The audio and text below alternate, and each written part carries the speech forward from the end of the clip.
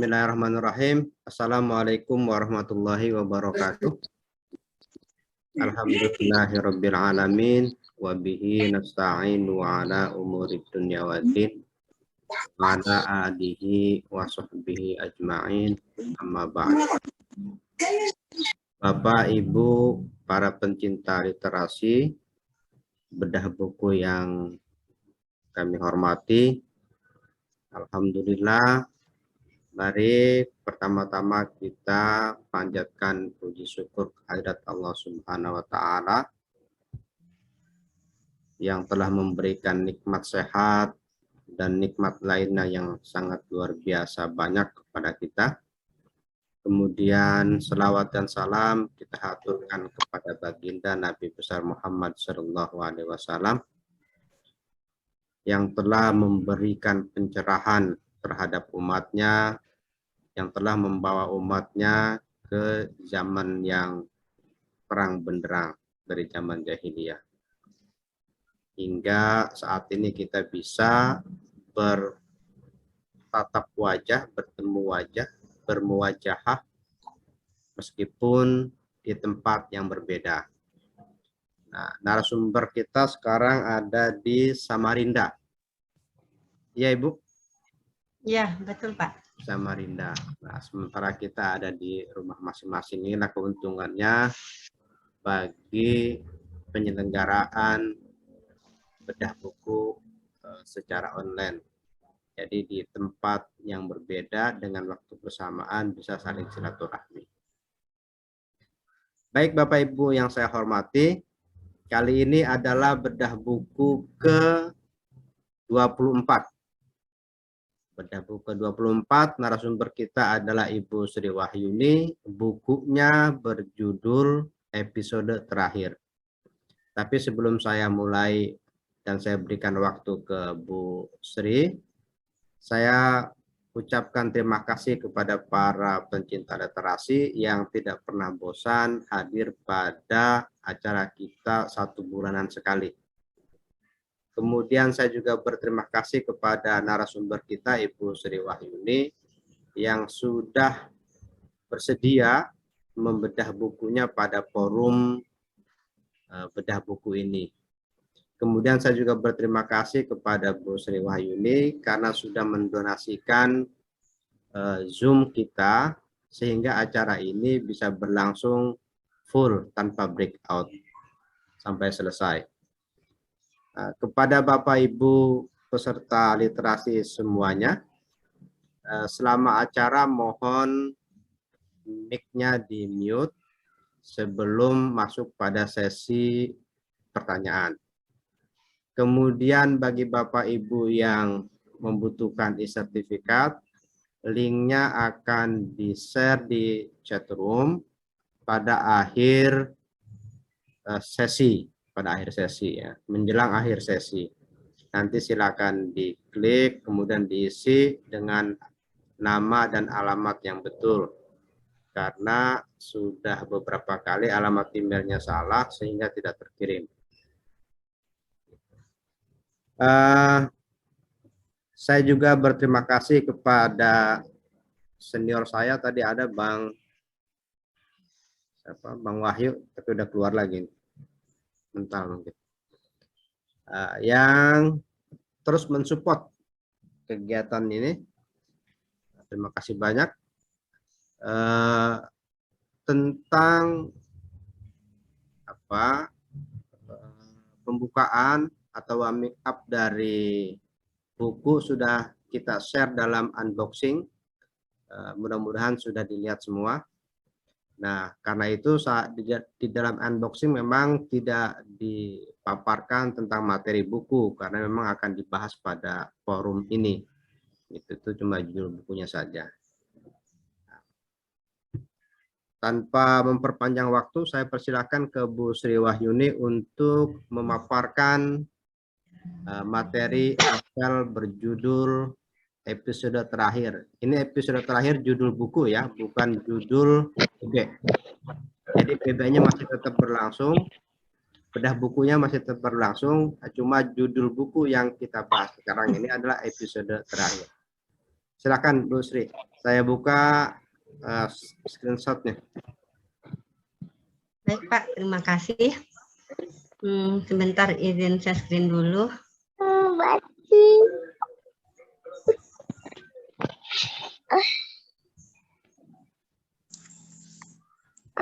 Apa sudah terlihat Pak? Sudah Ibu. Silakan diperbesar. Oke, sudah perbesar. Oke, baik. Baik Bapak Ibu, izinkan saya membuka acara ini dengan sedikit pantun. Sanjo tibo harilah kalam, langit galo turunlah linai, sudi kironyo menjawek salam, sando acara ka ambo mulai. Artinya, senja datang, hari sudah malam, langit gelap, turunlah gerimis. Berkenan hendaknya Bapak Ibu menjawab salam, tanda acara akan saya mulai. Assalamualaikum warahmatullahi wabarakatuh. Waalaikumsalam warahmatullahi wabarakatuh. Yang saya hormati Bapak Abdul Somad dan tim Kafa Institute. Yang saya hormati Bapak Ibu para suhu menulis. Terima kasih telah berkenan hadir di sore hari ini. Yang saya hormati Bapak Ibu, adik semua yang juga telah meluangkan waktu sore hari ini untuk menghadiri acara bedah buku yang berjudul episode terakhir. Sedikit informasi bahwa buku ini sebagian menggunakan bahasa Minang yang sudah diterjemahkan ke dalam bahasa Indonesia. Baiklah, izinkan saya memaparkan tentang buku episode terakhir sebagai berikut. Bentar.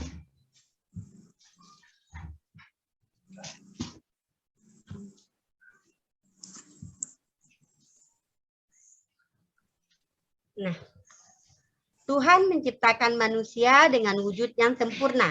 Bagaimana manusia itu meninggal menghadap Sang Pencipta tergantung amal perbuatan yang dilakukan selama hidup di bumi. Slide selanjutnya. Selama 1 jam ke depan, ibu-ibu dan bapak-bapak, kita akan membahas tentang perkenalan buku, ulasan buku, tanya jawab, dan akan ada sedikit hadiah hiburan untuk 2 orang penanya. Baik, Bapak Ibu yang saya hormati, pembahasan buku kali ini kita akan membahas tentang identitas penulis, proses kreatif buku, segmen pembaca, harapan-harapan, tampilan dan cover buku, serta judulnya, daftar isi, kutipan isi buku, serta ulasan buku yang akan disampaikan oleh Ibu Iim Kamilah beserta Ibu Nurlelah. Semoga beliau sudah hadir di tengah-tengah kita bersama. Selanjutnya, bionarasi penulis. Bima Sakti Cantik adalah nama pena dari Sri Wahyuni, wanita Minang yang cinta akan dunia literasi. Bergabung di bidang ini pada tahun 2019, seorang founder Happy Writing Community, pernah meraih juara 3 puisi, menghasilkan karya sebanyak lebih kurang 20 buku, baik buku solo maupun buku antologi. Seorang pedagang herbal ini berusaha terus menambah ilmunya di bidang literasi. Dia juga merupakan penulis bestseller dengan judul buku Akhir yang Tragis dan buku antologi yang berjudul Bangkit dari Keterpurukan, serta buku yang berjudul Ramadan Penuh Berkah, karya dari sahabat-sahabat Happy Writing Community. Silakan Bapak Ibu dapat mengenali penulis lebih lanjut melalui Facebook Nuruddin Ahmad. Berikut proses kreatif buku. Buku ini ditulis dalam jangka waktu 15 hari. Ide cerita berasal dari kehidupan yang terlihat di sekitar penulis. Tetapi untuk kisah tokoh di buku ini hanyalah fiksi semata. Jika ada kesamaan, nama tempat, serta nama tokoh, asli bukan unsur kesengajaan. Di layar Bapak Ibu bisa melihat tampilan cover buku. Cover buku ini dibuat dengan menggunakan 2 warna, yaitu warna putih dan hitam. Lalu dimodifikasikan dengan gambar 2 anak remaja sebagai tokoh utama pada buku ini, yaitu Nia dan Satria. Warna putih pada cover melambangkan kesucian, kemurnian, atau sesuatu yang tidak bersalah. Karena seorang anak dilahirkan ke dunia suci bersih. Begitulah warna putih ini terbentuk pada cover buku tersebut. Selanjutnya warna hitam. Warna hitam yang tercantum pada gambar kedua anak. Assalamualaikum warahmatullahi wabarakatuh. Mohon maaf, sedikit ada gangguan. Warna hitam yang tercantum pada gambar kedua anak yang ada di cover melambangkan makna yang memiliki konotasi negatif. Itu adalah warna kematian, warna ketakutan, dan kesedihan. Tapi hitam itu lebih umum terkait dengan kekuasaan, keanggunan, karena anak di sini sangat berharga, tidak bisa dibandingkan dengan apapun jua di muka bumi ini. Warna hitam juga melambangkan keberanian seorang anak, anak yang kuat, tabah dalam menghadapi segala rintangan. Sosok ini ditujukan untuk Nia, yaitu sebagai anak remaja tokoh utama wanita pada buku ini. Akan tetapi, warna hitam juga melambangkan sedikit misterius dan dapat mengintimidasi. Ini ditujukan untuk tokoh utama anak remaja pria yang diberi nama Satria. Pada slide selanjutnya, segmen pembaca kami yaitu orang tua, guru, para cendekiawan, budayawan, dan masyarakat umum.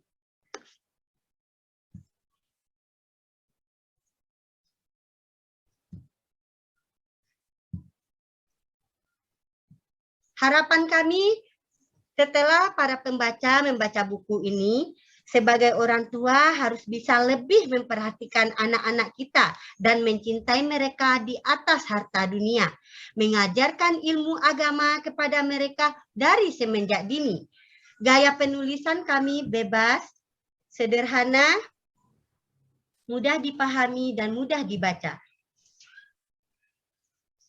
Selanjutnya Bapak Ibu bisa melihat daftar isi. Pada buku ini ada 16 daftar isi termasuk dalam bionarasi. Mangga silahkan dibaca saja karena kita tidak akan membahas satu persatu.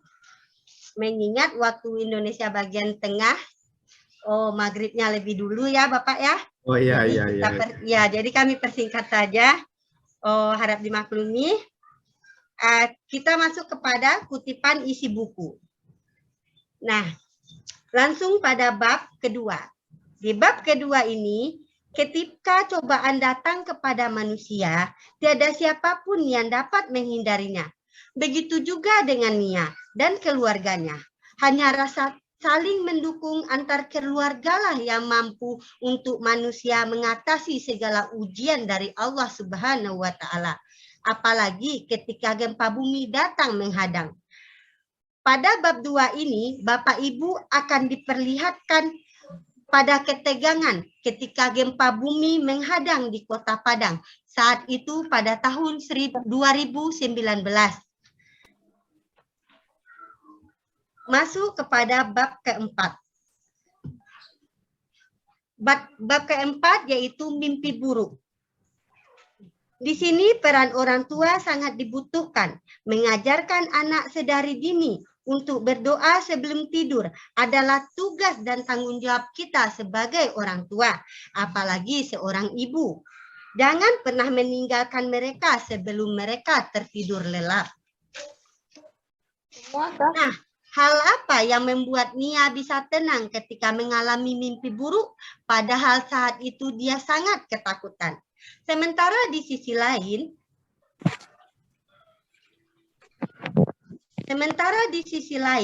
ketakutan kembali menghantui Satria. Lain Nia, lain pula Satria. Ketika ketakutan menghantui seorang anak, maka tidak ada yang paling dia butuhkan kecuali hanya kasih sayang dari orang tuanya. Walaupun bibi di sini di dalam buku kita sebut namanya Ete karena menggunakan bahasa Minang. Walaupun Ete, pamannya atau keluarga yang lain memberikan perhatian lebih, tapi itu tidak cukup untuk Satria. Membuat hatinya bahagia. Yang paling diinginkan hanyalah sosok orang tuanya sendiri. Lalu ketakutan apa yang dihadapi Satria sehingga perhatian dari eteknya tidak mampu membuat dia bahagia, malah membuatnya semakin terpuruk. Hal ini bisa ibu-ibu temukan jawabannya di bab 7 pada buku ini. Kita masuk kepada bab 9. Kambuhnya penyakit Satria. Seperti yang kita ketahui, penyakit datang ditimbulkan oleh pikiran yang tidak tenang, sehingga membuat badan kita terasa tidak nyaman. Kegelisahan seperti apa yang membuat Satria tak mampu mengendalikan dirinya, padahal di usia itu dia tidak seharusnya memiliki tekanan dalam hidup. Namun takdir berkata lain, disebabkan batinnya yang tak mampu menahan diri. Semua itu terjadi bukan karena Satria tidak mampu dari segi ekonomi, akan tetapi justru orang tuanya sangat mampu. Orang tuanya memiliki gaji yang cukup. Bahkan bisa dikatakan mereka dari keturunan orang yang kaya raya. Akan tetapi hati Satria justru tersiksa. Apa sebenarnya yang terjadi dengan Satria? Temukan jawabannya pada bab 9 di buku ini. Selanjutnya, kita masuk kepada bab 13. Pada bab ini menceritakan seorang hamba Allah yang ingin merubah dirinya untuk memilih jalan yang lebih baik, melakukan hijrah di jalan Allah Ta'ala. Apakah hal itu mudah? Hanya Allah yang Maha mengetahui. Bagaimana Ete, bibinya Satria, mampu menjalani hijrah itu? Apakah Ete mendapatkan hasil dari pilihannya atau malah sebaliknya? Apakah Ete mampu menghilangkan egonya dan mendapatkan hasil dari hijrah yang diperoleh? Penasaran bukan? Silakan temukan jawabannya di dalam novel pada bab 13. Selanjutnya kita masuk kepada episode terakhir. Setiap manusia punya awal dan akhir dari kehidupan. Akan tetapi akhir itu pun punya pilihan.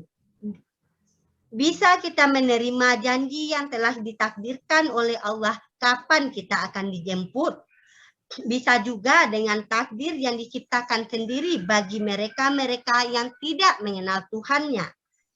Stigma buruk apa yang selalu dilontarkan oleh Ibu Satria sehingga tak kuasa Satria menahan takdir dari Allah Ta'ala karena nilai-nilai agama yang tidak pernah ditanamkan dalam diri Satria oleh orang tuanya hingga jalan pintas pun dia lakukan. Stigma seperti apa yang mendorong seorang anak berusia belasan tahun untuk mengakhiri hidupnya sendiri? Na'udzubillah min dzalik. Apakah orang tua mengalami penyesalan atas perbuatan anaknya? Bagaimana perasaan orang-orang terdekat yang mencintai Satria? Semua jawaban bisa ditemukan di episode terakhir dalam buku ini. Baik Bapak, hanya sepintas saja ulasan dari saya tentang buku episode terakhir. Semoga bisa bermanfaat dan bisa jelas dimengerti. Kita masuk kepada segmen kedua, yaitu ulasan buku dari yang sudah mengorder. Beliau adalah Ibu Iim Kamilah, MPD SPD. Beliau adalah seorang guru bahasa Inggris yang mengajar di SMP Bekasi. Dan Ibu Nurlela SPD, beliau juga sudah mengorder buku ini, berdomisili di Morotai, Maluku Utara. Kepada Ibu Iim, kita persilakan terlebih dahulu. Apakah Ibu sudah hadir di tengah-tengah kami?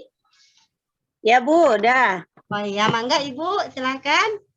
Kedengaran suaranya Bu? Kedengaran jelas sekali. Soalnya di sini hujan, mohon maaf. Oh sama Bu, saya juga cuacanya enggak bersahabat ini. Ya, bismillahirrahmanirrahim. Yang terhormat Bapak Direktur KAFA, Dr. Abdul Somad, Bapak Dr. Haji Wahyudin, Ibu Insinyur Tati Setiawati, Ibu narasumber, Ibu Sri Wahyuni, serta seluruh para peserta pecinta bedah buku tercinta sore ini. Assalamualaikum warahmatullahi wabarakatuh. Waalaikumsalam warahmatullahi wabarakatuh. Mohon izin saya mau menyampaikan ulasan buku episode terakhir karya Ibu Sri Wahyuni. Bila kaum sosialita rebutan tas Hermes ya, tentu tak heran karena dalam kacamata kaum sosialita tas Hermes itu salah satu dari tas branded. Demikian juga bila kaum fanatik literat rebutan buku episode terakhir karya Bu Sri Wahyuni, tentu ini juga nggak heran. Buku ini terjual lebih dari 100 eksemplar pada cetakan pertama ini, karena novel ini salah satu novel branded pada kacamata kaum literat, layaknya tas Hermes pada kacamata sosialita tadi.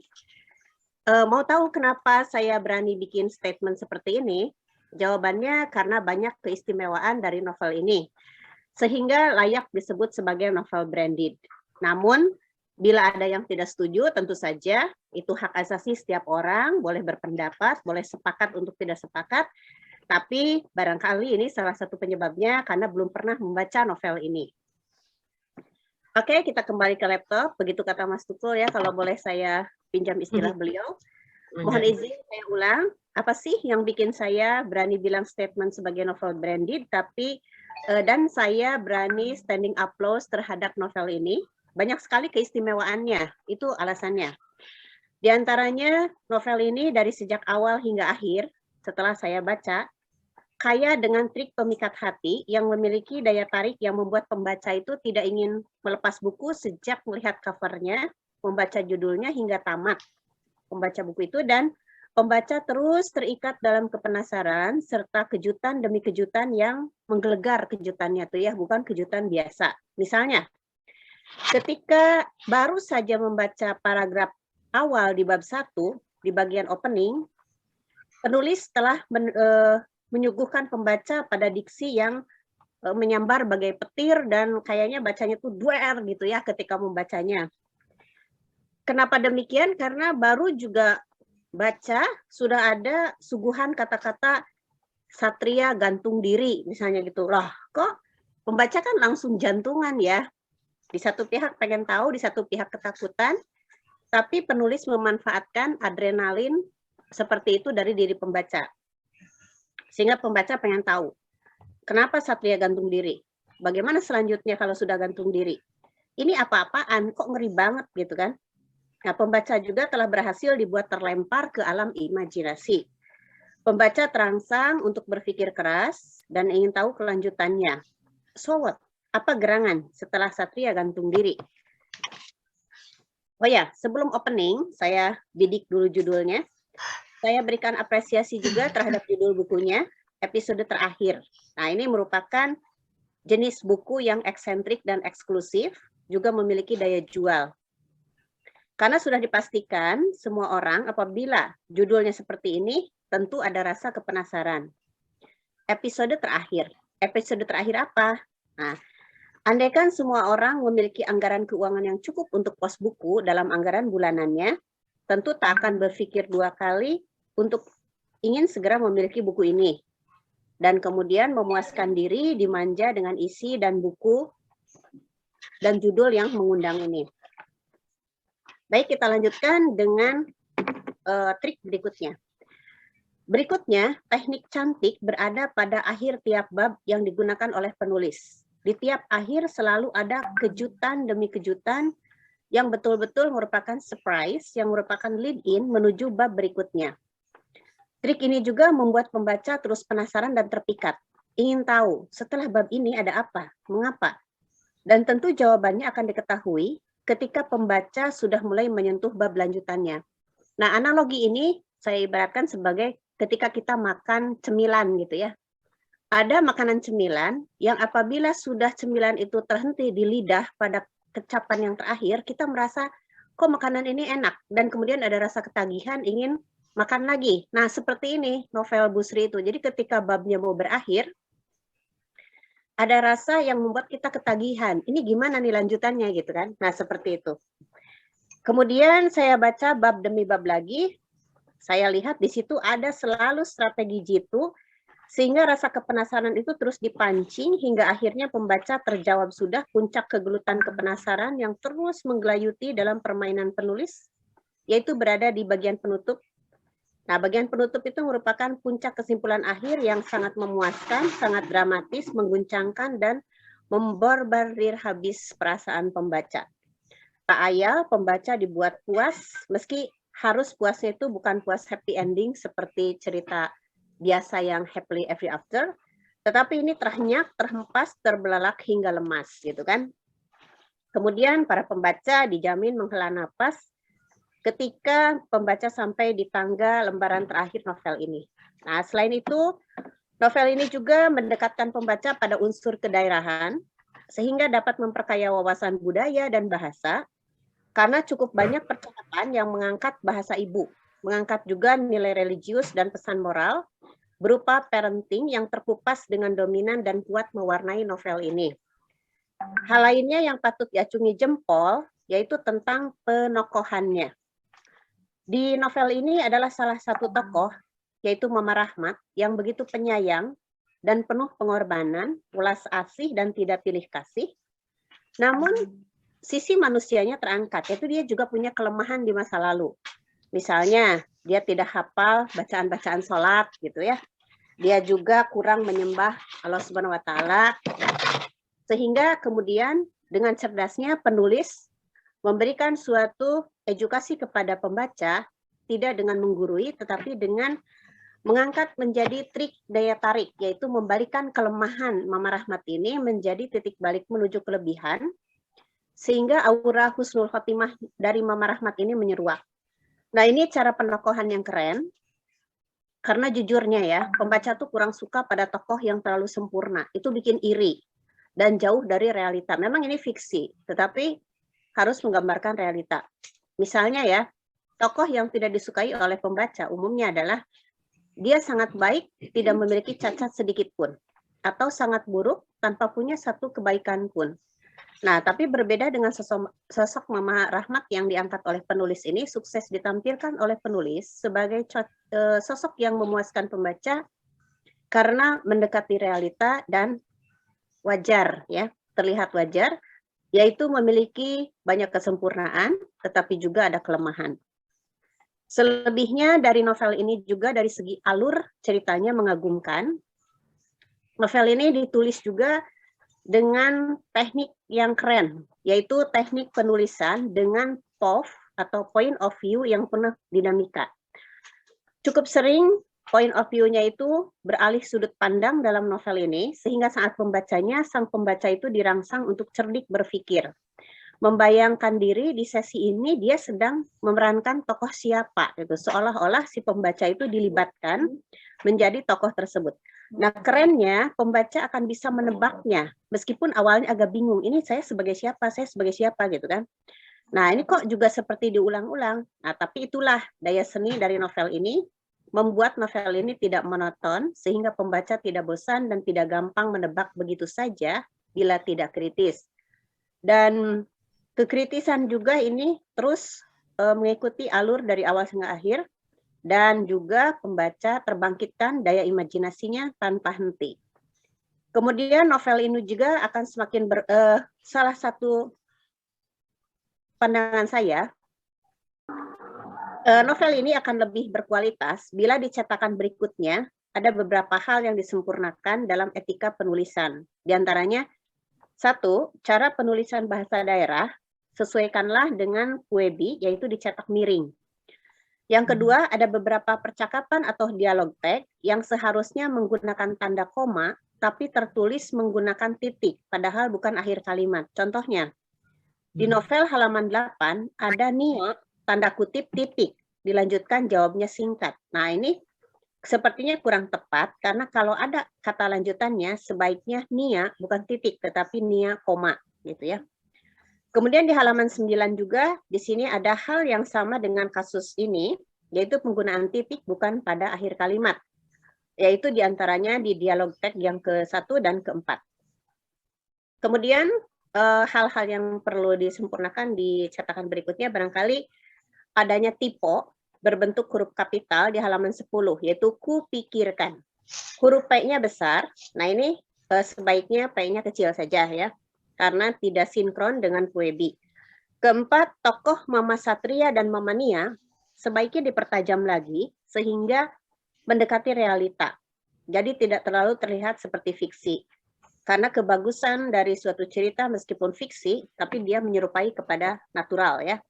Misalnya di sini bisa dibalik kelemahan dalam novel ini menjadi kelebihan, yaitu Mama Satria yang di sini terlihat begitu buruknya, 100% buruk tanpa memiliki sisi baik, dia memiliki kesalahan-kesalahan melulu. Nanti mungkin diadakan trik yang lebih cerdik, sehingga Mama Satria pun memiliki sisi baiknya. Kemudian Mama Nia di sini terlalu sempurna sebagai seorang manusia, terlalu bagai malaikat tanpa kelemahan sehingga tidak alami. Mama Nia digambarkan terlalu soleh tanpa sisi manusiawinya seperti apa gitu kan. Nah ini mungkin perlu penulis dipertajam kemudian. Dan masukan yang terakhir di cetakan berikutnya mungkin ada baiknya, karena novel ini novel yang branded ya, testimoni dari beberapa orang dicantumkan di halaman awal atau di halaman akhir ya, sehingga pembaca semakin terpesona dan insya Allah pembelinya pun bisa lebih daripada 100 eksemplar. Kemudian demikianlah yang dapat saya sampaikan. Barangkali selamat untuk kesuksesan Ibu Sri Wahyuni yang terus konsisten melahirkan novel demi novel sehingga dalam waktu singkat, 15 hari ya, sangat singkat sekali. Nah ini sudah banyak novel yang dinikmati oleh publik dari karya Bu Sri Wahyuni ini. Bu Sri Wahyuni juga ini sangat kreatif dan penuh inisiasi. Beliau menjadi ketua komunitas menulis Happy Writing Community dengan berbagai kegiatannya, yaitu membuat proyek-proyek buku antologi, pelatihan-pelatihan menulis, kemudian pelatihan menulis solo setiap harinya dengan menu yang variatif dalam pekan-pekan sastra dan sebagainya. Kepada yang terhormat Bapak Dr. Direktur Kafa Institute dan Bapak Haji Wahyudin, Ibu Insinyur Tati Setiawati, Ibu Sri narasumber, Ibu Bapak peserta BB sore ini, saya ucapkan selamat, telah semangat. Semoga semua kiprah dan amalan ini bermanfaat untuk bangsa. Semoga Allah memberkati dan menerima semua amal ibadah ini menjadi jalan menuju sehat, sukses, bahagia, sejahtera, senantiasa dalam lindungan Allah SWT. Mohon maaf bila ada tutur kata dan sikap yang kurang berkenan. Wassalamualaikum warahmatullahi wabarakatuh. Demikian Bu Sri. Waalaikumsalam warahmatullahi wabarakatuh.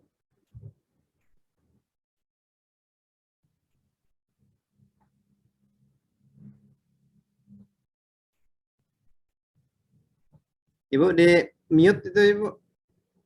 Ibu Sri.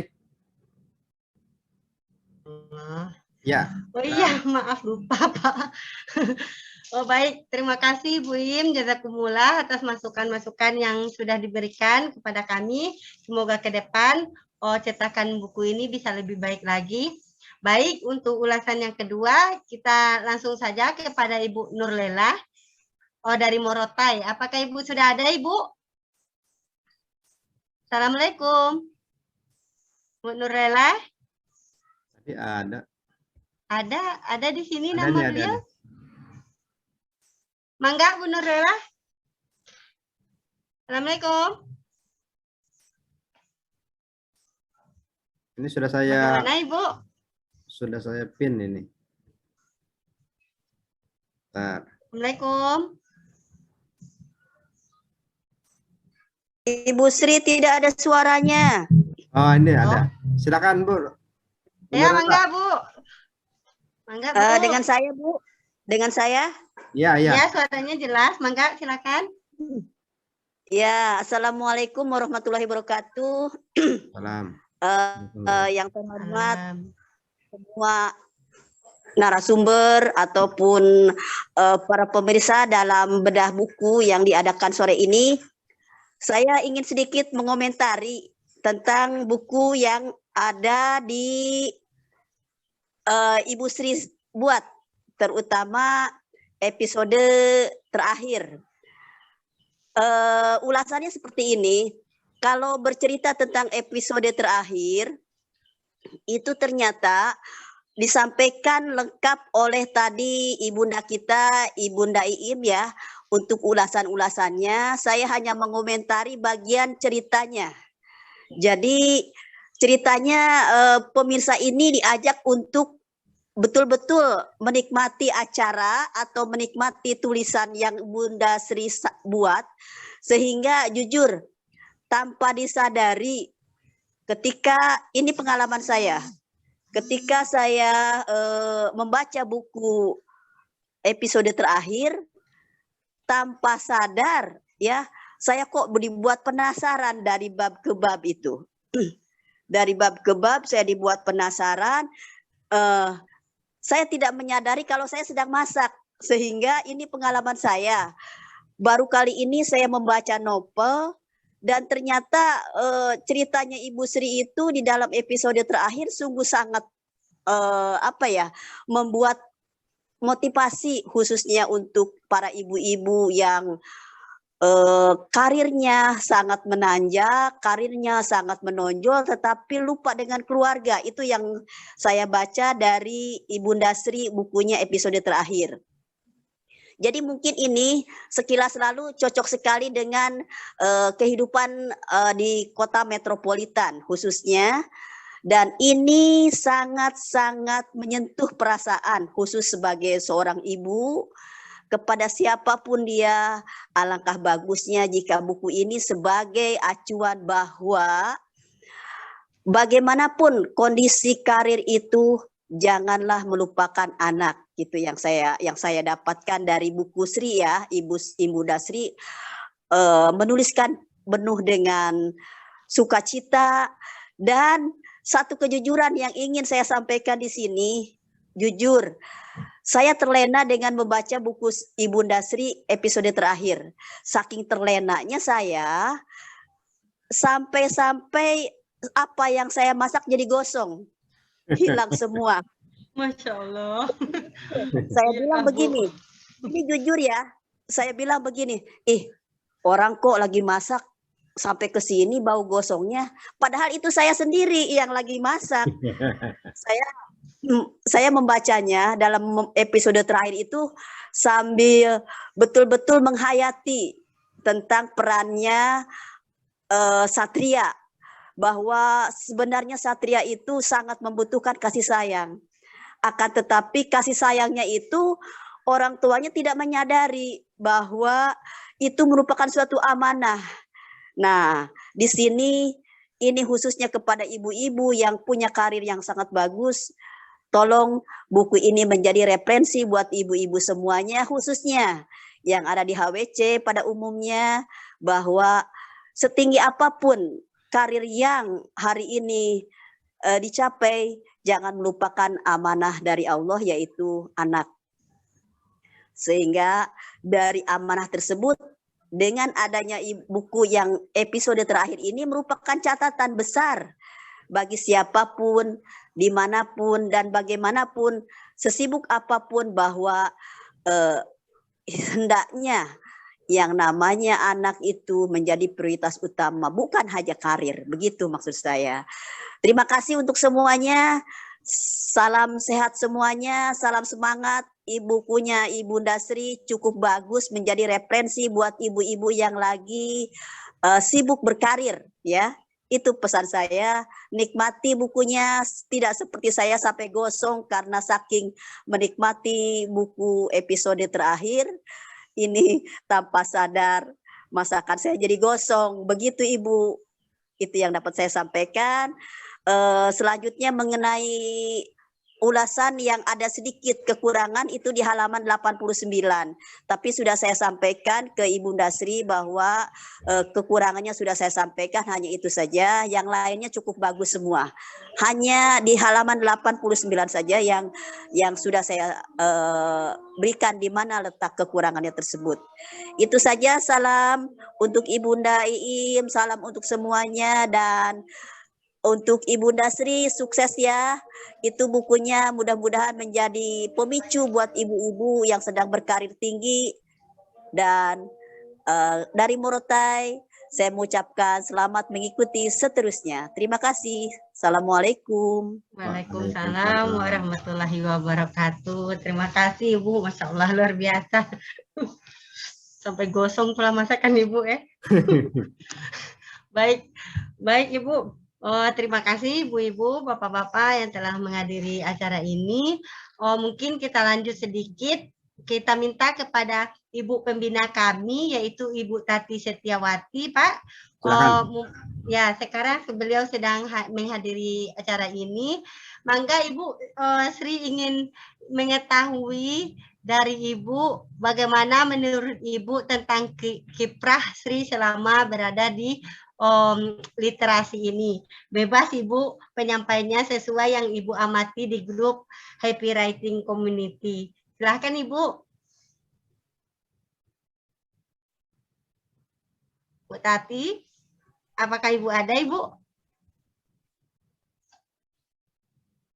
Assalamualaikum. Ada beliau? Ya, Mama, ada pelangi. Assalamualaikum. Bu Tati.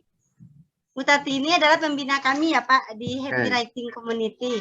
Sementara Bu Im Kamila sendiri adalah sang motivator di Happy Writing Community. Iya. Silakan Bu Tati, Bu Tati. Bu Tati. Bu Tati, mangga Ibu.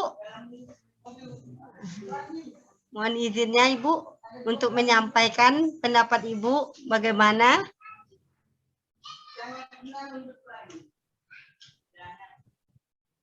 Oh, apa sedang tidak berada di tempat atau bagaimana ya?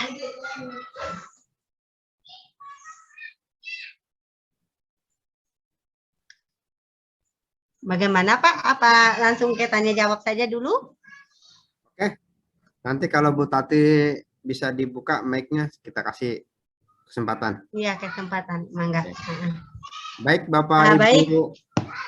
para pencinta literasi, itu sajian yang sudah dipaparkan oleh Bu Sri Wahyuni dan juga sudah diberikan testimoninya oleh Ibu Iim Kamila dan Bu Nurlela di Morotai. Nah, bagi Bapak Ibu yang mau bertanya, ini untuk dua penanya pertama sudah disediakan voucher pulsa ya Ibu? Iya. Voucher pulsa 50.000 per orang. Nah, ya, masing-masing. Masing-masing voucher pulsa 50.000 untuk dua penanya pertama. Silakan di unmute langsung, silakan bicara Ibu yang mau bertanya. Halo, Assalamualaikum Ibu Ndasri. Waalaikumsalam. Dengan Ibu siapa ini? Dari Bu Nurlela Pak di Morotai. Oh, siap Bu. Pertanyaannya begini Bu, ini kan banyak sekali literasi yang bertumbuhan dewasa ini ya. Bagaimana Ibu Sri menyingkapi dengan adanya pertumbuhan literasi yang sangat marak saat ini? Adakah Ibu melihat sisi baiknya dan apa sisi negatifnya? Itu saja yang ingin saya sampaikan, Bunda Sri. Terima kasih. Oh iya Ibu, baik. Oh, kalau dari yang Sri lihat ya, sisi positifnya itu mungkin lebih kepada mengajak masyarakat untuk lebih mencintai baca tulis Bu. Karena kan kita di Indonesia ini hobi membaca itu sangat kurang ya. Jadi dengan adanya literasi ini kita lebih terpacu untuk rajin membaca, rajin menulis. Nah, dengan itu tuh dengan kita rajin membaca dan menulis, kita bisa membuka jendela dunia. Kita bisa tahu informasi-informasi apa saja yang kita tidak tahu di luar sana dengan adanya literasi ini. Nah, sisi negatifnya mungkin yang Sri lihat sisi negatifnya itu hampir tidak ada. Ini pendapat Sri pribadi, karena bagi Sri dunia literasi ini memang sudah menjiwai ya, memang sangat Sri senangi, memang sangat Sri sukai. Mungkin sisi negatifnya hanya kepada maraknya orang-orang memanfaatkan komunitas-komunitas yang ada untuk mencari sebuah cuan. Itu mungkin Ibu. Jadi kita hanya pandai-pandai saja. Misalnya jika ada yang menawarkan komunitas-komunitas menulis, lebih baik kita ini dulu cross check dulu apakah kelas menulis ini benar atau tidak begitu, sehingga kita tidak akan terpacu kepada penipuan, karena banyak sekarang dengan mengatasnamakan komunitas menulis, ibu-ibu ini banyak tertipu begitu ya Ibu Nurlela. Itu mungkin segi negatif yang Sri dapat dari maraknya literasi yang berkembang saat sekarang ini. Kalau segi positifnya banyak sekali, amat sangat banyak. Buktinya anak-anak remaja bisa berkreasi, bisa rajin menulis, bisa menghasilkan karya dari hobi yang mereka punya, begitu kan? Nah, seperti itu Bu Nurlela, pendapat Sri mungkin singkat saja ya, karena kita menghemat waktu juga. Baik, silakan. Kalau para peserta ada yang mau bertanya secara online, silakan dibuka mic-nya dan langsung bertanya. Ini ada di chat kayaknya, Pak. Ya, di chat ada ini, Bu Yande. Iya. Apa yang mendorong Bu Sri untuk membuat cerita ini, dan dalam penulisan novel ini, apakah Bu Sri menulis dulu atau menyusun daftar isi dulu?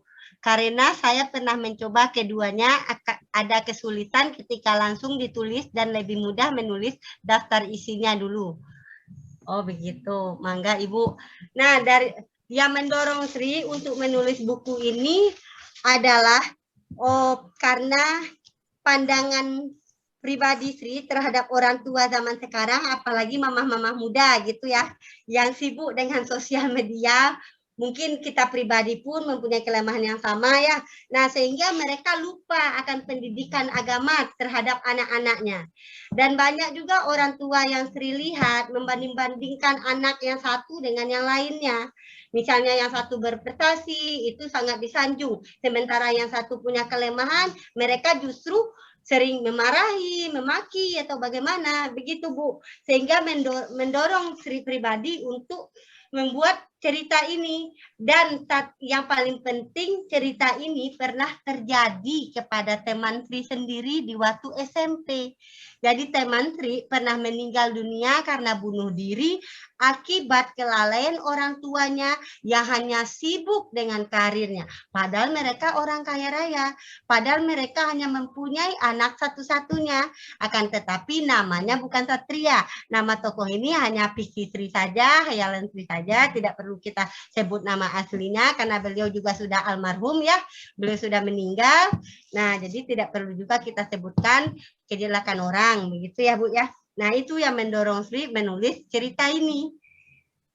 Nah, untuk penulisan novel ini sendiri, Sri nulis dulu, Bu. Sri tidak bisa membuat daftar isi dulu, karena kalau jika Sri membuat daftar isi dulu, kita akan terpaku dengan itu. Tapi kalau kita menulis dulu, kita bisa mengungkapkan sesuai pikiran kita. Nanti daftar isinya kita susun belakangan, begitu Bu. Cara Sri menulis buku ini. Jadi Sri tulis saja dulu sesuai ketika ada ide Sri tulis lagi untuk daftar isi. Sri belakangan buatnya, nyusunnya. Nanti diedit lagi baru dapat daftar isi. Begitu Bu Yande. Mudah-mudahan bisa dipahami penjelasannya. Ya, sudah 2 berarti ya Bu? Iya, sudah 2 dapat Pak. voucher ya. Bu Nurlela sama Bu Yande ya. Bu Yande, iya. Oke. Berarti pertanyaan selanjutnya tidak dapat voucher nih ya. Tapi perlu dijawab juga Ibu. Iya.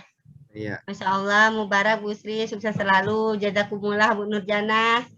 Maaf, semoga pengalaman Bu Sri. Jazakumullah Bu Sofia. Sukses selalu. Jazakumullah. Terima kasih Bu Sujilah. Ibu Sujilah ini adalah kepala sekolah di sekolah anak Sri Pak. Alhamdulillah Ibu hadir. Terima kasih banyak Ibu sudah hadir di acara bedah buku ini. Mubarak Ibu Sri.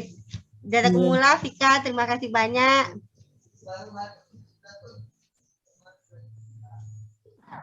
Oke. Bagaimana Bu Tati? Apa Bu Tati sudah ada? Bu Tati?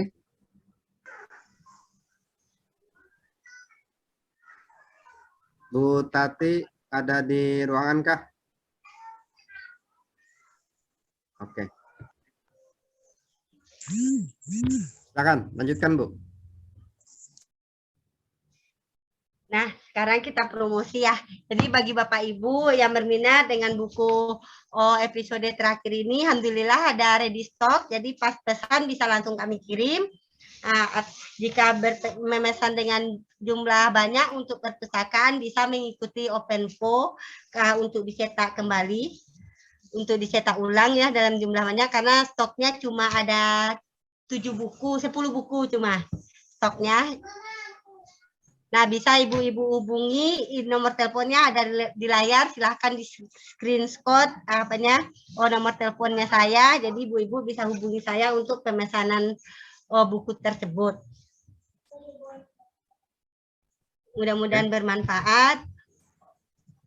Kami ucapkan terima kasih. Jika ada yang tidak ada yang bertanya lagi, saya tanggapi Bu ya. Oh iya, mangga Bapak. Iya, tanggapan dari Bapak belum, Masya Allah. Ayo lanjut Bapak. Saya ingin berdiskusi soal apa namanya ya, bukan aturan sebenarnya, model lah ya, model penulisan. Bu Im masih ada di ruangan Bu Im? Soal penulisan novel. Ada Pak, ada, siap. Nah ini kita perlu diskusikan Bu Im. Ya, mangga Pak, mangga. Ada berapa macam begitu ya soal penulisan novel. Misalnya dalam novel episode terakhir ini kan penulisannya kan ini ya, apa namanya, tidak runut itu maksudnya begini, ceritanya tidak dari awal kemudian sampai akhir gitu. Tapi ceritanya kadang-kadang di awal tadi sudah dibilang tiba-tiba Satria bunuh diri. Nah, kemudian di tengah balik lagi ke awal. Ntar di bagian lain langsung ke terakhir gitu. Nah, maksud saya dalam penulisan novel itu ada berapa sebetulnya tentang gaya penulisannya itu, Bu? Bu Sri dulu deh sebelum ke Bu Im. Silakan Bu Sri.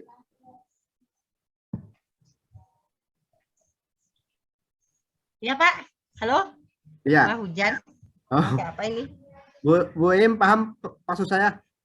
Ya Pak, paham Pak. Pak, silakan Bu Im. Iya, itu mungkin maksud Bapak gini ya, penggunaan alurnya ya Pak. Ya, itu betul. Penggunaan alurnya memang sengaja alur maju mundur, begitu Pak. Oh. Iya, alur maju mundur. Jadi ketika di awal alur maju dulu, nanti di pertengahan itu diambil alur mundur begitu. Habis itu ke bagian belakangnya baru maju aja begitu Pak. Jadi sengaja memakai alur maju mundur. Dan setiap tokohnya itu dia menggunakan POF pertama. Jadi mereka masing-masingnya bercerita tentang diri mereka sendiri. Begitu cara penyampaian di dalam buku ini, seperti itu. Oke. Bu Im, silakan. Iya Pak, baik. Jadi gini Pak, tentang alur cerita ya. Jadi alur cerita itu sendiri ada alur maju, ada alur mundur, ada alur campuran, ada alur sorot balik atau flashback, ada alur klimaks, ada alur anti klimaks, dan alur kronologis. Nah, yang dipilih oleh Ibu Sri ini adalah tipe alur campuran. Dan kebetulan alur campuran ini, kalau tidak salah ya, merupakan alur yang cukup digemari oleh para pembaca karena pertama tidak mudah tertebak, yang kedua penuh kejutan. Kalau yang selama ini ada, misalnya alur maju atau alur mundur, itu rata-rata disukai oleh generasi lama ya, karena mereka senangnya yang runut gitu kan, teratur, damai gitu kan, jadi mudah mengikutinya. Berarti saya generasi lama tuh Bu.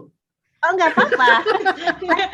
Ini memang diperuntukkan untuk beberapa segmen pembaca gitu kan. Nah, ini kan bebas aja gitu. Soalnya yang saya perhatikan novel-novel Bu Sri juga ini bervariatif. Ada alurnya tuh, ada yang alur mundur, ada alur maju. Kebetulan novel yang ini alur campuran gitu. Nah, kebetulan para generasi muda, bukan generasi muda ya, artinya orang yang tipenya itu tipe yang penuh dengan emosional dan kreativitas tinggi, emosionalnya juga teraduk-aduk, itu umumnya senangnya mereka itu akan terangsang dengan tipe alur campuran. Kemudian alur campuran juga membuat para pembaca itu lebih kritis karena dari point of view-nya aja. Di sini kan terjadi kejutan dari Bu Sri itu selain alur juga bukan penokohan, tentang ini ya, adanya apa ya, satu lagi tuh. Jadi kalau istilahnya itu pokoknya ada 2 dari kelebihan Bu Sri ini. Pertama alur yang menyebabkan penuh kejutan, yang kedua juga diksi-diksi ya. Nah, itu ekor-ekor akhir dan juga point of view, POV-nya. Nah, itu yang bikin jadi kalau misalnya orang sekilas melihatnya kacau gitu ya, tapi kalau dari segi Bu Yande nih, ini seorang pengusaha yang bikin usaha bikin apa ya, kain dari apa tuh Bu Yande namanya, kain apa Ibu teh? Sasirangan ya, kain itu. Nah, itu kain itu kan penuh corak gitu ya. Jadi yang memakainya juga wah kayaknya penuh gaya, penuh variatif gitu. Tapi ada orang yang senang tipe kain polos atau apa gitu. Nah, tipe analogi dari novel Bu Sri ini seperti karya Bu Yande, yaitu yang sasirangan, kain-kain yang penuh dengan kain-kain yang penuh dengan corak. Nah, di situ juga membuat orang tuh jadi terlihat abstrak. Ini sebenarnya cerita mau larinya kemana gitu. Nah, itu cerdasnya Bu Sri dalam novel ini seperti itu. Jadi ngacak-ngacak pikiran pembaca gitu. Seperti itu, Pak. Iya, betul. Ya, kesannya berbelit-belit ya, Bu, tapi sebetulnya tidak. Sebetulnya tidak itu. Iya. Bikin Bapak pusing ya, Pak. Ya Allah, mohon dimaafkan. Bukan, ini kan biasa sebenarnya di film-film barat kan begitu ya, Bu? Iya. Iya, di film barat itu kita agak susah menebak endingnya apa gitu ya. Kemudian alurnya juga kita harus baca begitu. Nah, cuma kalau di film kan kita tonton tuh, kita perhatiin gitu ya. Nah, memang betul kali kata Bu Iim. Ini dibacanya ya harus dengan apa namanya, penuh kritis seni, gitu. Pak, dengan seni. Karena ini letaknya ini daya jualnya novel ini juga salah satunya terletak dari alurnya. Oke. Alur dan POV gitu kan. Iya. Mungkin ini apa ya, sedikit ya Pak. Silakan. Alur ini Sri ambil cara seperti itu bukan meniru sih ya, bukan mengcopy, tapi karena Sri pecinta India, jadi alur seperti ini Sri ambil dari cerita India. Cerita film India itu kan banyak yang putar balik ke masa depan, putar balik ke masa lalu, begitu ya. Nah, jadi seperti itu alur cerita di buku ini Sri ambilnya begitu, Pak. Iya. Mudah-mudahan bisa para pembacanya bisa memahami si buku ini ya, bermanfaat juga. Isi-isi di dalamnya. Semoga, tapi alhamdulillah sih sudah ini ya, sudah 100 yang laris gitu ya di buku ini. Berarti kan ada manfaatnya juga walaupun alurnya acak-adul. Ya, paling tidak saya membuka apa namanya, wawasan bahwa cara penulisan novel itu, alur penulisan novel itu tidak harus linier gitu ya. Iya, betul. Nah, tapi juga bisa tadi kata Bu Iim, flashback gitu ya, kemudian nanti forward gitu ke depan, kemudian tiba-tiba ada di tengah. Jadi bagi Bapak Ibu yang belum punya buku ini dan mau beli buku ini gitu, tidak kaget kok ini begini tulisannya gitu. Paling tidak itu. Kalau dari peserta Bapak Ibu ada yang mau bertanya, silakan. Kalau tidak kita akan closing. Sebentar, Pak, saya mau ada yang disampaikan sedikit. Silakan, Bu Im. Ya, jadi Pak, ini saya sih kurang setuju ya kalau misalnya Bu Sri tadi menyebutkan ini alurnya acak-adul. Tidak. Ini tidak acak-adul. Ini merupakan salah satu seni dari kontemporernya suatu novel. Karena dalam alur campuran itu merupakan gabungan antara alur cerita maju dan mundur, menyuguhkan peristiwa yang dimulai dari tengah cerita, seperti dalam The Bourne Identity. Nah, dalam film itu juga cerita diawali di tengah-tengah dulu, atau di akhir dulu, klimaks anti klimaksnya dipadukan, nah sehingga pembaca teraduk-aduk kritis. Nah, justru ini seni yang merupakan daya jual dari novel ini. Itulah Pak, kalau pendapat saya seperti itu. Oke. Insya Allah. Nah, Alhamdulillah Ibu Im sudah meluruskan. ya berarti ada teorinya Ibu Sri. Cara penulisan yang menurut Ibu Sri acak adul itu ada teorinya berarti. Nah, kalau penulisan Iya kalau ada. penulisan kalau Iya ada teori- teorinya begini ya Pak ya. Kenapa Sri bikin ceritanya itu alur maju mundur seperti itu ya, campuran seperti itu? Karena ketika Sri menulis kan tidak memakai apa namanya seperti yang dibilang Bu Yande, tidak menyusun daftar isi dulu. Jadi Sri menulisnya sesuai apa yang ada di pikiran Sri saja begitu. Jadi ketika Sri mengingat alur di awal itu, oh kejadian waktu masa ini si Anu itu begini ya. Sri tulis dulu begitu. Jadi terletaknya dia misal kejadiannya itu terjadi di awal kayak gempa bumi itu kan terjadinya di awal, sementara kedatangan Satria terjadinya justru di belakang kan, di belakang gitu. Nah jadi ketika Sri berpikir, oh ini gempa bumi terjadi pada tahun 2019 ketika itu begini. Nah Sri tulis dulu sampai selesai episode judul yang apa namanya gempa bumi ini. Nah ketika pas ke yang ketiga Sri terpikir, oh ya Satria itu kan datangnya dia pindah dari Surabaya ke Padang. Pada saat itu dia masuk ke sekolah sini. Nah, Sri tulis juga begitu.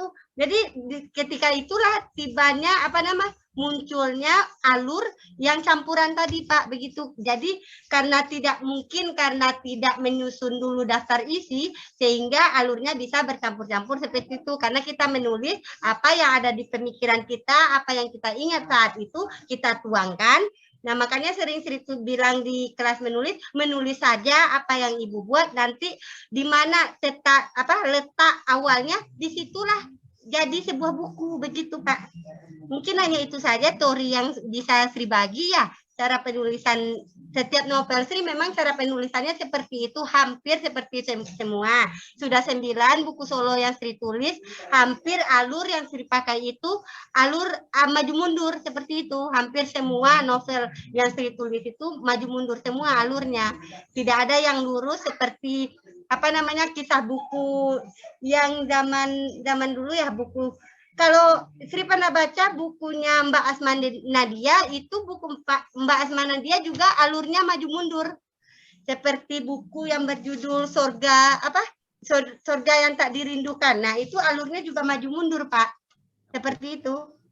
Ya. Oke. Bapak Ibu sekalian, yang saya hormati, barangkali ada yang mau komentar, mau bertanya? Oh iya, saya lupa. Bapak Ibu yang menginginkan e-sertifikat, saya share linknya. Nanti silakan diisi. Saya share linknya di kolom chat ya.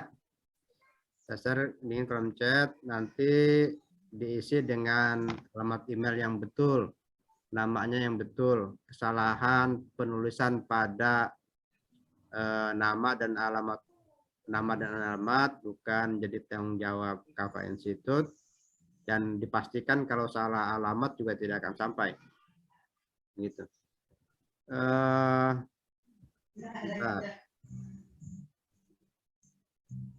Ini Bu Yande nanya lagi Ibu, atau maghrib jam berapa di sana Ibu? Kenapa Pak? Maghrib jam berapa? 6:30 di sini. Oh iya. 6:30, 6:30 pas. Oke, ini tapi masih ada setengah jam lagi. Iya, satu pertanyaan lagi ya. Ini dari Bu ya. Oh. Bu Yande, nanti Bu Yande bertanya, tapi kalau menyusun daftar isi dulu boleh kan? Itu Bu Yande. Boleh Bu, boleh saja. Oh, untuk menyusun daftar isi dulu boleh saja ya. Ya. Tapi kita justru kalau menulis daftar isi, menurut Sri kita akan terpaku dengan judul daftar isi itu. Jadi kita tidak bebas mengungkapkan apa yang kita ingin tuliskan, begitu Bu. Ini kalau menurut Sri pribadi. Makanya setiap Sri nulis saja dulu, sehingga Sri bisa bebas mengutarakan apa yang ada di dalam pikiran, apa yang ingin Sri tuliskan, tanpa berpaku kepada daftar isi. Karena daftar isi itu nanti bisa kita ambil dari tulisan yang sudah jadi ini, begitu. gitu. Tapi ada juga sebagian penulis yang menyusun dulu daftar isi. Tujuannya mungkin supaya rapi, supaya supaya tidak lari-lari gitu ya. Ya, Tapi betul. dengan menulis dulu semua itu juga tidak akan lari-lari. Tidak akan lari-lari dari topik yang akan kita tuju begitu. Ini pendapat pribadi. Silakan penulis yang lain memberikan pendapat juga boleh. Silakan Ibu, menurut Bu Im bagaimana gitu?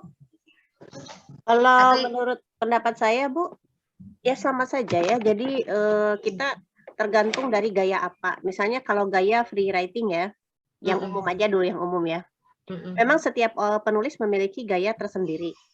Kalau misalnya berangkat dari free writing misalnya, jadi silakan saja kita bikin draft dulu, seperti Bu Sri tadi, bikin dari awal sampai akhir, apa sih yang ada di otak, kemukakan dulu. Nah, setelah itu kita bikin, setelah selesai itu, kita bikin mind mapping gitu kan. Bikin mind mapping, dari mind mapping itu, kita targetkan nih pengen berapa halaman, pengen berapa bab gitu kan. Terus kita tentukan, misalnya kalau pengen 5 bab gitu, kita tulis aja langsung 5 bab. Kemudian kita pikirkan bab 1 itu, mind mapping-nya apa saja, bab 2 mind mapping-nya apa saja, bab 3 mind mapping apa saja. Jadi yang sudah kita tulis tadi semua itu, kita rangkum semua, kemudian kita potong-potong, sehingga kita bisa jadikan berapa halaman gitu kan. Nah, setiap bab nanti kita ada pengembangan. Pengembangannya tuh batasnya dari mana sampai mana, ada ring-nya gitu kan. Kemudian bab 2 mau dari mana sampai mana. Dari situ juga kita tentukan alur untuk bab keseluruhan, alur untuk tiap bab kayak gimana, POV-nya gimana, penokohannya gimana, kemudian trik-triknya, jurus-jurus kejutannya di tiap bab juga apa. Nah, setelah itu kita misalnya udah oke nih, bikin batasan-batasan seperti itu, seperti juga Golagong ya. Golagong itu juga kalau bikin novel itu kan di kamarnya ditempel mind mapping, penokohannya apanya. Jadi tahu, misalnya kita tidak perlu, misalnya kita hari ini mau nulis 5 jam, misalnya kayak Hadini ya, setiap hari nulis 5 jam misalnya. Ya 5 jam nggak misalnya tidak cukup langsung tamat satu novel kan. Nah, kita penggal misalnya bab 1 dulu, udah kembangkan. Nah, apakah kita akan lupa dengan bab 2 atau bab 3 hari berikutnya? Kalau dikerjakan hari berikutnya nggak bakalan. Karena apa? Karena seluruh isi cerita kita sudah tahu dan kita sudah penggal-penggal dan sudah ada mind mapping-nya. Dan kita pun berhak untuk mengembangkan dengan penuh imajinasi tiap bab itu karena kita sudah tahu batasan awal dan akhir dari bab itu. Jadi kita tidak akan lari kemana-mana. Nah, setelah itu baru kita bikin secara cantik ya daftar isinya. Kemudian setelah itu kita bikin diksi-diksi untuk tiap daftar isi apa saja. Jadi itu kalau di alur cerita mah kayaknya alur campuran juga gitu ya, dari kayak begitu. Jadi itulah salah satu gaya penulis gitu. Tapi ada juga penulis yang pengen dari daftar isi dulu, tidak apa-apa, nggak masalah. Jadi bebas-bebas aja sih sebenarnya. Seperti itu, Bu. Ya, semoga bisa dipahami ya Bu Yande. Ibu ada dari Bu Nurisah Sumartina. Pertanyaannya, dari 9 buku solo yang Ibu buat, buku apa yang paling berkesan? Dan buku tema apa yang bestseller, paling bestseller mungkin ya? Silakan Bu. Nah, buku yang paling berkesan yang Sri tulis dari 9 itu ini Bu. Ini judulnya Ibuku Ternyata Ibu Mereka. Ini adalah buku kisah saudara kembar yang kehilangan ibunya dari sejak lahir. Jadi buku ini kisah anak juga ya. Sri banyak menulis tentang kisah anak-anak, seorang ibu begitu ya Bu ya. Jadi buku ini sangat berkesan. Kenapa berkesan? Karena pada waktu membuat buku ini tidak punya uang sepersen pun untuk mencetaknya. Nah, itu yang membuat berkesan. Ini buku pertama kali Sri buat. Saat itu benar-benar tidak punya uang sesen pun. Tidak punya, sampai Sri menangis, ya Allah, mau cetak pakai apa ini? Alhamdulillah Allah beri pertolongan. Ini benar-benar berkesan ya. Datanglah seorang ibu, sang motivator hebat yang membantu Sri untuk mencetak buku ini. Yaitu Ibu Iim Kamilah. Itu tidak bisa Sri lupakan, Pak. Sangat tidak bisa Sri lupakan. Ibu Im sangat membantu Sri, tidak usah menangis, bilang beliau ya. Itu Sri ingat betul pagi setelah sholat duha, Sri setelah sholat duha ya Sri nangis, ya Allah, ini dari penerbit sudah dapat kabar, bagaimana Bu bukunya waktu itu lumayan ya harganya ini karena kita belum pernah mengenal penerbit ya. Jadi Bu Iim mencet pagi-pagi setelah sholat duha di sini jam 9, mungkin di Indonesia Barat jam 8 waktu itu ya Bu ya. Jadi ini berkesan bagi Sri, beliau ngechat, Bu Sri, silakan ini ada amanah kata beliau untuk pencetakan buku Bu Sri yang pertama. Masya Allah Sri nangis, Sri langsung sujud. Ini buku yang berkesan betul bagi Sri Pak. Nah setelah buku ini terbit, Sri berdoa sama Allah, ya Allah, semoga setelah ini saya tidak menyusahkan siapapun lagi. Saya akan membuat beliau bangga. Itu niat di hati Sri. Jadi setelah buku ini terbit, Sri terus menulis sampai alhamdulillah sekarang buku Solo Sri sudah 9 dan sebetulnya buku antologi itu ada 20 tapi ada 5 yang tidak diambil karena kondisi keuangan juga ya. Jadi tidak diambil 5, jadi makanya Sri tulis saja lebih kurang buku yang Sri buat ada 20 buku, sebetulnya sudah 29 semua buku itu. Tapi ada 5 yang tidak Sri ambil karena kondisi keuangan pada saat awal-awal itu tidak memungkinkan untuk mengorder bukunya. Jadi buku ini yang berkesan dan buku yang paling bestseller itu yang ini, Bu. Nah, ini buku yang bestseller. Ini buku yang bestseller. Ini buku Akhir yang Tragis. Ini bukunya bestseller, lari sudah 100 stepler. Ini sebetulnya episode terakhir ini, ini duplikat dari Akhir yang Tragis ini karena Akhir yang Tragis ini penerbitnya tidak bisa membantu untuk mencetak. Nah, akhirnya pergi ke penerbit lain, dirubahlah judul dengan perbaikan isi. Dengan perbaikan isi kan yang biar lebih baik lagi, lebih bagus lagi, lebih memikat pembaca lagi. Jadi ditulislah jadi buku episode terakhir. Jadi sebetulnya buku yang 2 ini yang bestseller. Begitu ya Bu Nurisa. Itu mungkin sedikit kisah tentang Sri, awal Sri menjadi penulis ini, karena Sri sudah berjanji, ya Allah, Sri tidak akan mengecewakannya namanya Bu Iim, karena bagi Sri beliau adalah malaikat penolong buat Sri. Jujur, Sri menganggap Bu Iim, waktu itu suami menguatkan juga, ya sudah sabarlah, semoga Allah memberikan support dan dorongan dari suami pun yang membuat Sri bersemangat ya untuk menulis. Dan insya Allah sebentar lagi akan rilis juga buku yang ke-10, buku solo yang ke-10. Semoga juga laris manis, bestseller juga ya. Tapi itu judulnya beda dari yang lain-lain ini, tidak tentang kisah anak, tapi lebih kepada kisah alam. Oke, Ibu, terima kasih banyak Bu Iim. Salam sehat, semangat terus bantu orang. Terima kasih, Bu Iim luar biasa memang. Baik Bu Sri, silakan closing statement Bu Sri. Baik Pak. Baik Bapak Ibu, terima kasih semua Bapak Ibu pecinta literasi. Izinkan saya closing statement. Seberapapun Allah memberikanmu jabatan, harta dan tahta di dunia, jangan pernah lupakan satu hal, bahwa anak adalah titipan yang paling berharga dibandingkan apapun di dunia ini. Jagalah mereka, peliharalah mereka, jangan pernah pilih kasih terhadap anak-anakmu. Mungkin itu saja Pak yang bisa saya sampaikan. Dan sebelum penutupan, boleh berpantun sedikit Bapak? Silakan Ibu. Oh ya. Ini pantun yang saya buat ya, mudah-mudahan nyambung pantunnya dan berkenan ya. Sama pulsa 10 perak. Kerbau kecil di pinggir kali, tanduknya yang belum tumbuh lagi. Saya masih belajar, tolong diajari dan diberi saran. Kain songket berkilat-kilat, dipakai pergi ke undangan. Bukan pembahasan saya yang sangat singkat, tapi apa daya, jantung saya sudah gemetaran. Makan keripik di tepi sawah, keripik